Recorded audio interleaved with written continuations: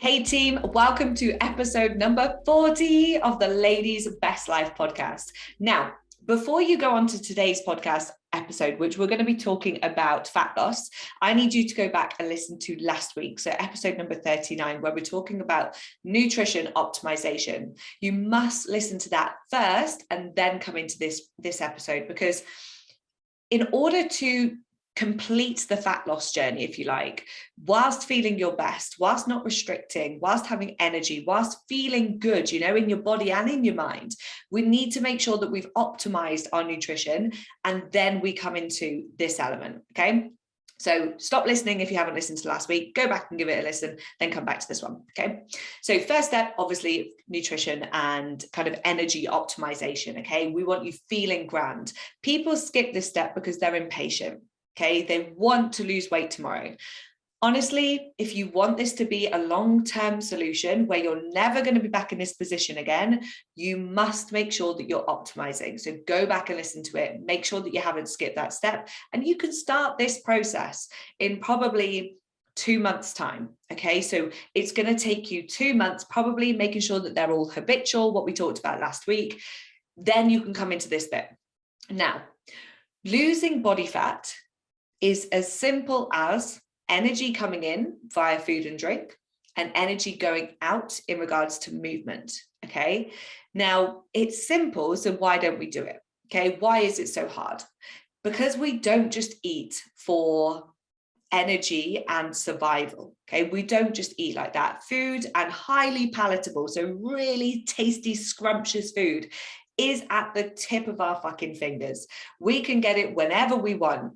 And that is like, it's almost like we have evolved quicker than, and the environments have evolved around us quicker than our brain has. So we think that we have to keep eating. We think that we have to soothe ourselves with food. Now, I'm not saying there's anything wrong with that. And inside the coaching club, we often say, you've emotionally ate, that's okay, but let's have a look at it. What else can we put in place to stop ourselves from doing it? So it's identifying that if you're overweight, if you're in a bigger body that you're not happy in, don't give yourself a hard time, because all of the kind of tasty food that you could ever want, especially if you're in a city, it's click, you've got it. All right. And it doesn't even give you time to not even think about whether you're hungry, but even think about whether that is the thing that you want to do. Often it's just a habit. I'm feeling sad, I'm stressed, or I'm happy, or whatever it could be, I'm going to eat. Okay, so it is a simple solution: eat less, move more, but it's not always easy. Okay, and this is why we're in a obesity epidemic. This is why people are probably, a lot of health is on the decline, especially mental health. So the reason why I'm saying this first is to fucking cut yourself some slack, basically. All right, now let's get into it. Energy in food and drinks. Okay, 7-day basis, not 5-day. Everything that you consume, the little bit of food off your kid's plate, it could be the alcohol at the weekend, the kebab on the way home, the milk or cream in your tea, whatever it could be. Okay, everything counts. When we talk about energy out, there's more to it. It could be exercise, so that's called EAT, exercise activity thermogenesis. It could be getting your steps in and being at a standing desk like I am. That's called NEAT. Okay, so just general movements throughout the day, standing up every hour and all those wonderful things, parking a little bit further away from the supermarket doors, blah, blah, blah, blah, blah. We then also have your basal metabolic rate. So that is basically how many calories your body needs to do its daily functions: blinking, breathing, digesting, all these things that we actually don't give our body credit for doing. It's like, we don't have to be like, oh, I now need to breathe. Okay. We just do it automatically. Incredible bit of kit, this. The final one is actually more kind of like an intellectual output. So brain power, if you like. All of these things are accounted for when it comes into energy out. What one of those can you control? The two is NEAT and EAT. Right? So non-exercise activity thermogenesis and exercise activity thermogenesis, i.e. being active day to day, lots of hours, not hours throughout the day, but maybe lots of kind of broken up periods throughout the day, getting your steps in, standing up in between every client, standing desk like I'm at. Then you've got your exercise side of things. canoeing, kayaking, walking, running, training, gym, wherever it is that you want to do, salsa. Okay, I don't care how it is that you do your exercise, as long as you enjoy it. Okay, and you're not hurting yourself. What a lot of people do is they will go down the route of overtraining in order to achieve their fat loss, or even just training in general. They think that exercise is the way to lose the body fat. It can have some impact, but it's almost like it's not the most beneficial way. Okay. Exercise is a great, and honestly, I cannot recommend for you to find your way to exercise, because it is a feel-good thing to do. Okay, and not only from a hormonal standpoint, it releases the happy hormones and the endorphins, but actually from the standpoint of moving your body. And like, so if you're into lifting like I am, when you start to notice that you're getting stronger, it brings this massive boost in confidence and like almost like a slight inward competition with yourself, but feels great, you know. And when I hear, so a lot of the ladies who join the coaching club have just kind of like lost their way with exercise. They actually enjoy it when they're into it, but they've just lost their way a little bit. And when they start again, they're like, oh my God, I've missed this so much. And like, I feel so much better today. And oh, like I walked into work and I had this top on that I haven't worn for ages. And that isn't necessarily to do with fat loss. That's just to do with posture, confidence, and all the other wonderful things. So please, please, please find your passion when it comes to exercise and movement. I don't care if it's horse riding, like whatever it is, find it and get back on it, because it will reignite some fire inside you that has got lost. But it's not the right route, if you like, to go for fat loss. When we're going for fat loss, we really need to keep more of an eye on energy coming in, because Apple Watches, Garmin's, MyZones, all these like kind of heart rate monitors, they are not the best way to monitor how much body fat you're actually burning, so how many calories you're burning, because their estimation is always way out. So I heard someone the other day saying that they want to go and do a body attack class and go in the gym. As soon as they've hit 600 calorie burn, if you like, then they're like, oh, job done. Now, it's probably more like 50% of that. So then if they're eating, thinking that they're burning 600 calories, they're overeating. You know, so we've got to be very mindful of it. Like, I don't even track the calories on my watch anymore. I used to be all into it and the MyZone belt and, oh, who's burnt more calories? Now I'm like, I'm just going to go in and have a great time. I don't want these strings attached to me to be like, oh, you haven't burnt as many calories as yesterday. And that's another way for us to beat ourselves up. So I would love it if every single one of you who listen to this podcast can start to go down the route of exercise is good for my confidence, my mental health, my feel good factor. It makes me feel strong. It's putting dividends into my muscles and my heart health, and not about fat loss. So can we agree to that? Can that be an agreement that we have today, that exercise no longer fat loss? Yeah. Thank you. Commitment understood. So what we actually need to do is look at calories coming in. Okay. So we need to think, right, if you've done everything that we talked about last week, the optimization side of things, and again, if you haven't listened to it, go back to episode 39. And if you've done that, we're now in a good place to start looking at savvy swaps in regards to calories.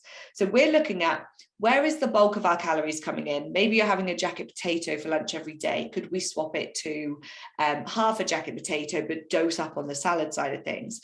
Jacket potato, sweet potato, pretty much similar calories. You might have more nutrients in a sweet potato, so you might want to swap. But in regards to calories, there's not much difference. It could be things like, are you drinking your calories? You know, could we look at reducing that down, swapping from full fat milk to semi-skim milk? It could be things like, you're having rice. Could we swap it to cauliflower rice? It could be that you're having like not really monitoring how much oil you're putting in and how much butter. Could we have a bit more awareness around that and be a bit more mindful? There are little savvy swaps that you can make. And I did a fat loss workshop back in March, and one lady was like, I'm just going to stop drinking wine every night. And I was like, how much do you look forward to that glass of wine? She's like, oh, literally can't wait, love it. And I was like, so if we were to take it away, how would you feel? She's like, yeah, I'd probably really miss it. So I was like, let's not start there. Low hanging fruit, guys. Low hanging fruit. Let's think about the quick wins, the easy wins, and there will be some. And this is why what we talked about last week is having that awareness, being just being aware and conscious of what you're eating sounds daft, but a lot of the time people are just on autopilot, shove the food down, they're in habits and routines, and they don't even think about it. Whereas now, in order to change, we need very first step is awareness. Okay, so it's the savvy swaps that we're looking at here. And if you're unsure on the calories, literally go to Google and be like, right, 100 grams of rice, calories. 100 grams of cauliflower rice, calories. Or it could be things like handful of nuts. And again, portion size is a key here, compared to, I don't know what else you could have, a chicken breast with a bit of hummus or whatever. So it's looking at these little savvy swaps, becoming aware of the calories in food. Notice I've not mentioned calorie counting yet. Okay, there is a step to do before that. So this is what we're talking about here, the savvy swaps of, I would say, is step one of fat loss. Okay, and you have to be responsible and autonomous and holding yourself accountable to educate yourself on this. Okay, and if you don't want to do that, go do Cambridge, okay, and you'll be back here again in a year. I'll see you then.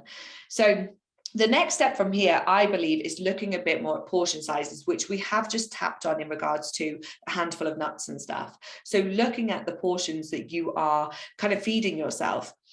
What we do inside the coaching club, we build a healthy plate. So we have one source of protein. We then might have a source of simple carbohydrates. That's rice, pasta, potatoes, bread. Okay, so you can have one portion of that. The rest of the plate, so half of your plate, we want to fill it with vegetables and salad. Obviously, they're the same things, but people sometimes call them different. So salad, vegetables, whatever suits you. So you could have a jacket potato with a tiny bit of butter, a chicken breast, and then a load of salad. Okay, you might even decide over time, because you're putting so much salad in there, you can drop down to half a jacket. Maybe you want to turn it into something else, like some sweet potato discs or something like that. Whatever, I don't know. But there are ways for you to monitor now the portion sizes that you're having.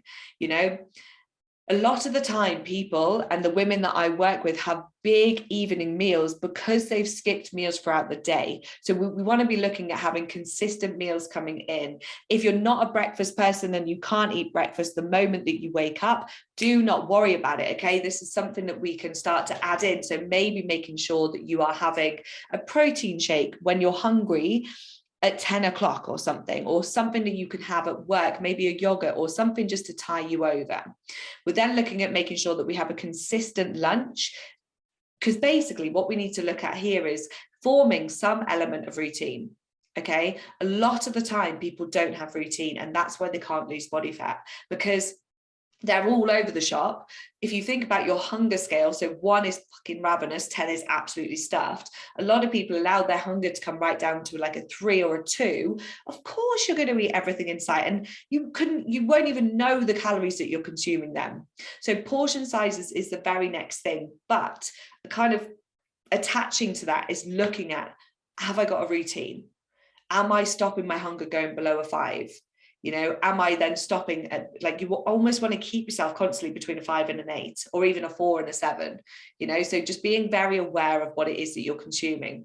If you're eating the same size as your portions as your partner, and he's 20 kilograms heavier, and you know you're 5'3", he's 6'1", then we've got a bit of a difference going on here. Vegetables and salad, eat your heart out.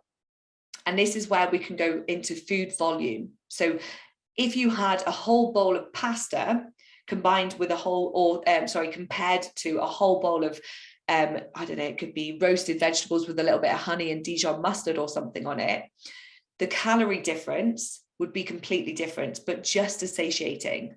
So we want to be starting to look at these little swaps that we can be making. Portion sizes, you can go onto Google and research the healthy plate. That will help you to understand how to pack out your plates and give you a bit more education around that. The next thing we can look at, okay, is calories, actual calories, looking at the numbers. So in order to figure out how many calories you need, once you've done steps 1 and 2, so savvy swaps and portion control, we can then start to look at how many calories does my body need? And then reduce it down a little bit in order to be burning some of the body fat that you have. Okay, that should have already started to happen by now. So how you figure it out, go to Google, type in TDEE calculator, input your information, and then scroll down slightly on the page until it says cutting calories. Okay, hit the cutting calories, because if you're at maintenance, you're obviously going to maintain. But then if you come into cutting calories, that drops your calories down by 500 a day. Okay, 500 calorie deficit per day equates to 1 pound of body fat loss per week, roughly. Okay, we cannot predict it because there are so many different things going on. And if we're just going on weight, there are many other factors that contribute to weight loss. It could be you're inflamed, PMS week, you're more hydrated, you haven't been to the toilet yet. There's so many different things that go on. So what you do then, once you've got your number, say it's 1800 calories for you to be in a deficit of 500 per day, and it calculates that for you. You then need to start either becoming very aware of the calories that are in your food and keeping a bit of a handwritten diary, or just having awareness over it. But if you're like the women I work with, that doesn't work, because it's too much kind of flexibility. There's not enough direction, thinking, oh, I need my notepad, whereas we just use MyFitnessPal. Okay, once they're ready for this point, and not all of them will ever want to do this, so we skip this phase, and that's okay. You don't have to calorie count. You can lose weight without doing it, 100%. But if you want to do it in a bit of an easier way, you're looking at MyFitnessPal. So you input the amount of calories that you're aiming for every single day, which we've just said would be 1800. Now, that is not your number. You need to go to the TDEE calculator to have a look for it, okay? So then what you'll do, and the best way to use MyFitnessPal, get your menu planned over the weekend. So say this weekend coming, sit down, write a menu for next week. Then you're going to go and get the food shopping either delivered, or you're going to go and get it. Okay, so everything is in the house for you to eat for the next 7 days, or 5 days at least. So make sure obviously you've got everything for everyone else in the house as well. What we can then do is input everything into MyFitnessPal on a Sunday morning or a Saturday, whenever, I don't care, over the weekend in advance, so that you are proactive, not reactive. This is where 90% of people fuck up. They do it in a reactive way, like, oh shit, I haven't logged my dinner. Oh shit, I haven't logged my breakfast. Oh my God, I'm such a failure. Oh, I've just had a Mars bar. Oh, I'm not going to put that in. No, right? Sit down, give yourself half an hour. You should be planning your weeks anyway. I say you should. I advise that people plan their weeks anyway, so that we can add ourselves into the mix and make sure we're not overwhelmed as we go through each day. So you sit down, you go, right, what am I having for breakfast? If you're like me, it's either porridge or yogurt and berries. Okay, so I'll input that right the way throughout the week. You can copy and paste it across as well. Lunches. My lunches will always usually be the leftover from the night before. So I will actually go into dinner first. So I put all of my dinners in, and guess what? It's not a prison sentence. You can swap stuff over. You can say, oh, I've actually got stir fry on Thursday, but I want that tonight. So then I'm going to swap the fajitas tonight to Thursday. Making sure that you're putting it all in. A really cool hack on MyFitnessPal as well is that you can create your own meal. So you put all of the ingredients in at once.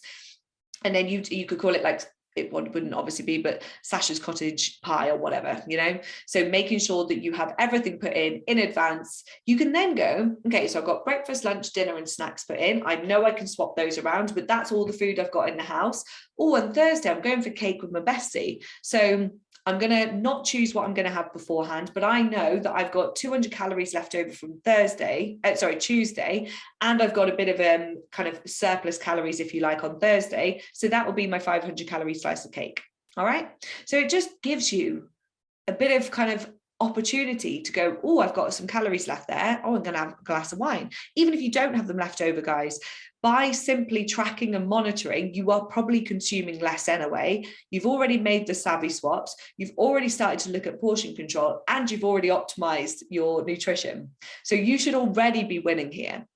But MyFitnessPal will be the bane of your life if you're doing it reactively. So please bear that in mind. Okay, what you then need to do is stick to those calories for 4 to 8 weeks, keeping it going, monitoring your weight every 2 weeks or maximum every week, not weighing every day. Okay, and in regards to you ladies out there, we need to be comparing week 1 of our cycle with week 1 of our cycle, week 2 of our cycle with week 2 of our cycle. So there's no point you weighing yourself on week 2 of your cycle, so probably when you're going to be the most lean, with week 4, okay, because you're comparing 2 completely different physiologies there. So once you're starting to see that the weight is coming down, you then need to start tapping down the calories because there is less of your body to fuel. Okay, so that will be the very next step for you to go on to, is keep looking at tapping those calories down until you reach your goal weight, changing nothing in regards to if that process works for you, menu planning, getting the food shop delivered, proactively logging on MyFitnessPal, and you should, if you can stick to that for long enough, you should reach your goal. Okay, you can do it without using MyFitnessPal, but it's a great way of doing it with data rather than drama. You then want to look at, and I'm not going to go into this today, but you then need to look at hitting your maintenance calories. Maybe using MyFitnessPal, maybe not. You can go down a bit more of an intuitive eating route, which we will cover in a couple of weeks.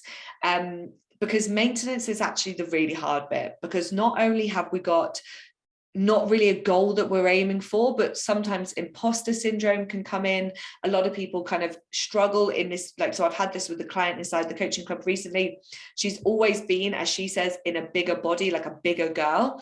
Now she's in a much smaller body, and there's almost like this identity thing, like she keeps buying clothes that are too big for her because it's what she's always done. So it now takes time for your mind and how you see yourself and your beliefs to catch up with the physical changes. And this is where, guys, like, if you can do all of that on your own, I absolutely salute you. But a lot of people need a coach to hold them accountable and to answer their questions that they've got and to guide them along the way. So that is everything that you need in order to lose body fat. We need to keep ourselves moving, optimize the side of things with the nutrition coming in, and look after ourselves. You can then start to go into the realms of savvy swaps, portion control, calories if we need, or just keep going with the savvy swaps and making sure that we're moving as much as we possibly can. I would love to hear how this is going for you. I would love to hear what level you're at. Are you going down the savvy swaps route? Are you going down the portion control route? Now, this is a trialed and tested and proven way to lose body fat. So there's a lot of shit out there. The more we can share the stuff that is true, it's gospel and it works, the more we're going to, one, demolish the diet industry, which we need to bloody do sooner rather than later, and two, empower men and women across the world to do this in a way that is healthy for them and that they can enjoy. Not once have I told you to give up sweets, chocolate, crisps, wine, whatever, okay, takeaways. Imagine if everyone across the world knew that this was a way. And the only way we can do that is by connecting together, sharing it with our friends. So please give it a good share and let me know what your biggest take home has been. I would love to hear from you. Have an incredible day.